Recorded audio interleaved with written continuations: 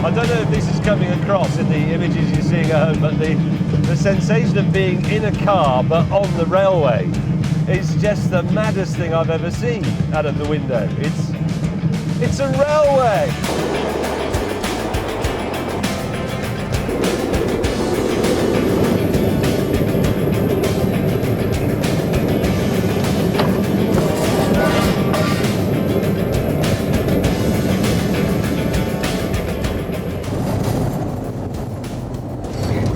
Refreshments, gentlemen.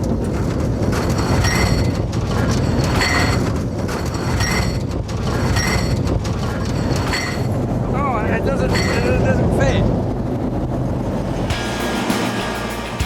Across the little bridge, the water on the left. While I was sightseeing, Jeremy was finally leaving the station in his idiotic sports train. TGV12 is up and running.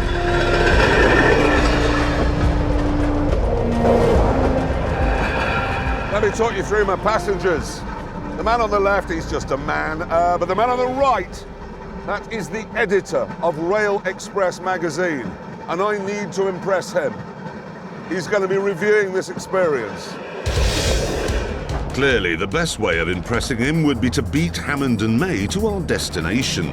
Come on, let's build up that speed. Taking it up now to 40. Few bugs there smashing into the face of the editor of Railway Express magazine. Meanwhile, further up the line, May had also got his foot down. 25 miles an hour. But this turn of speed was causing a few problems.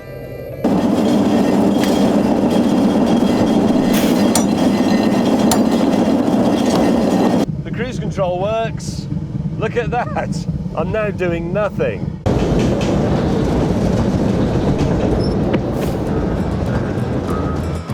It wasn't just the vibrations that were bothering the inspectors, the noise was also an issue.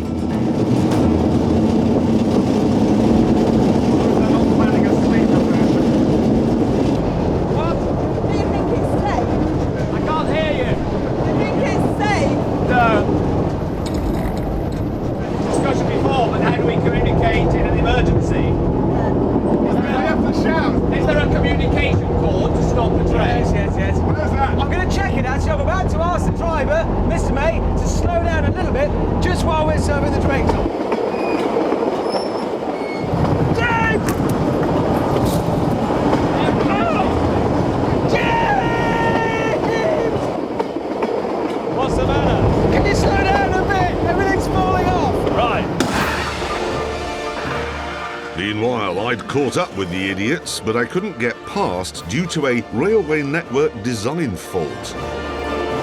Even here, we're stuck behind caravans. If I'm honest, though, that wasn't the most immediate problem. Oh, for God's sake! Oh, this is really bad. A member of the working classes is now taking a dump in full view of the editor of Railway Express magazine. Oh, whoa, no, whoa. I'm very sorry about this. I decided to go back in search of some points where I could change tracks. I do apologise. With Jeremy going backwards, James and I decided we had time to stop at the next station.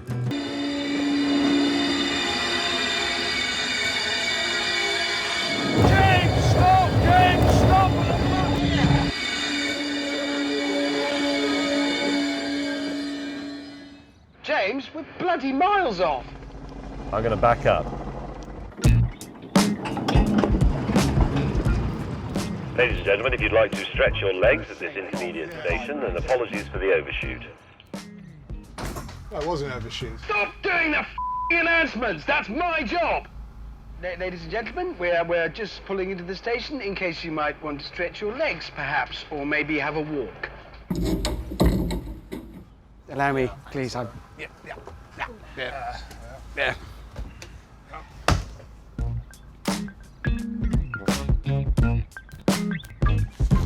Bloody hell. You don't have to be wearing a short skirt, do you? Thank you.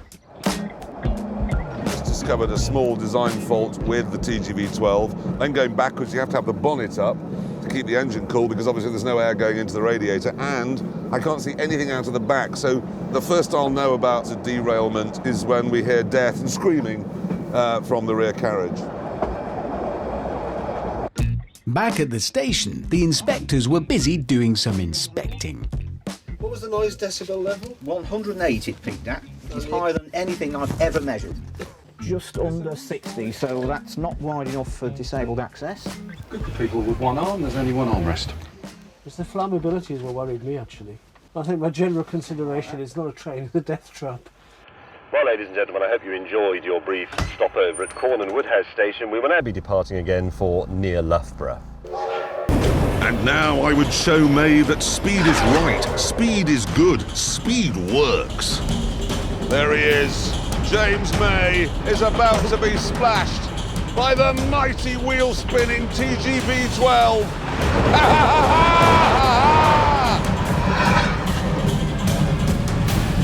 Class. God! How did he do that? The sports train is invincible. Ever since the dawn of the train, it's been mired in this sea of turgid practicality. Nobody's ever thought, let's make an exciting train. And here I am, in just such a thing.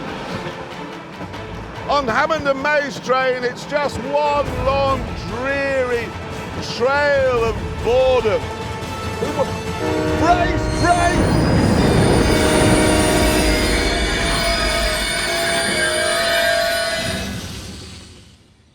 Some poo's come out.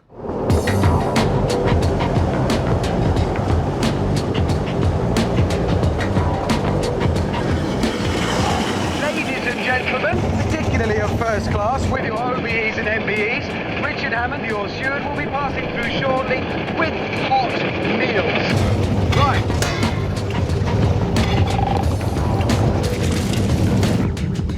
Oh, wait a minute. Now, since hunting was banned, one sees the horses frolicking gaily in the fields, enjoying... Forgive me while I just back off and have a bit of a gloat. If we look over here, we see traditional farming methods, and I think that pretty much covers the lecture. I'm just doing a lecture on the countryside. Nothing to see here, and that's it. So now we'll be on our way. Oh dear! Bye! Ah, people of first class. Once again, the editor of Railway Express magazine was heading back towards Leicester. Although this time I had at least found a novel way of seeing where I was going. Ignore the enormous locomotive behind me. It's a glitch, really. Not my fault. In the buffet car, things weren't going so well.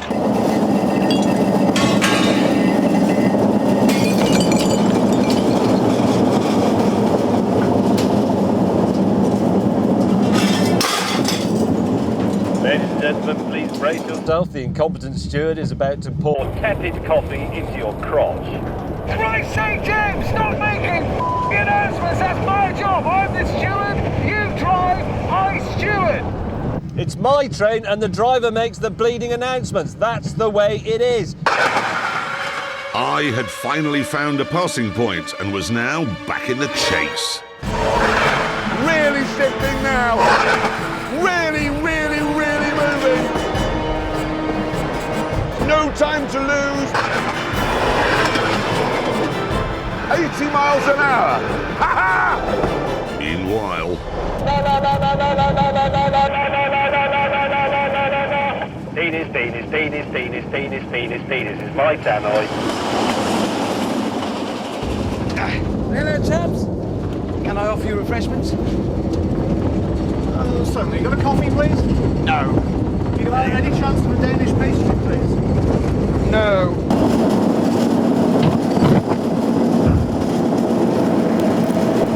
Anything else I can get you? Red wine?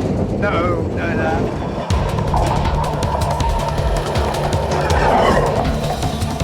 Oh dear. It appears my colleagues have a bit of a problem. Ha ha ha ha ha!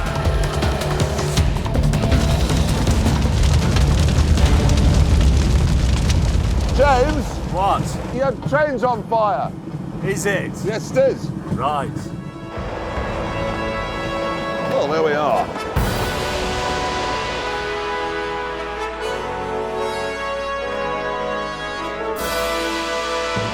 We're nearly at the end now. And what an epic voyage this has been. Leicester, well, nearly Leicester, to the outskirts of Loughborough, a distance of nearly 8 miles. And the sports train just about done it. Easing it down now. Should imagine there'll be a fanfare. The mayor of Loughborough is almost certainly going to be here. Oh, he isn't. No, nobody is.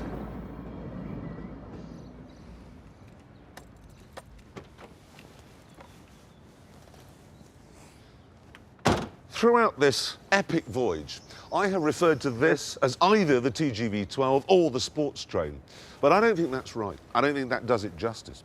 I think that the editor and the other man will agree that what you are looking at here is the future.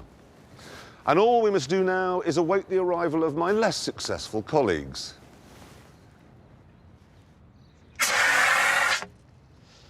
No, listen, if you ignore the fire and the fact that we didn't get where we wanted to go, it was incredibly noisy, and the fact that all the passengers have run away. Apart from that, it was a resounding success. Yeah, I think we can only judge it to be a success. It worked as a train. We came up with something new and unique and brilliant. Well, I think as a concept, hello. it's Hello, quite locomotive nice. man. But Afternoon. the fact is...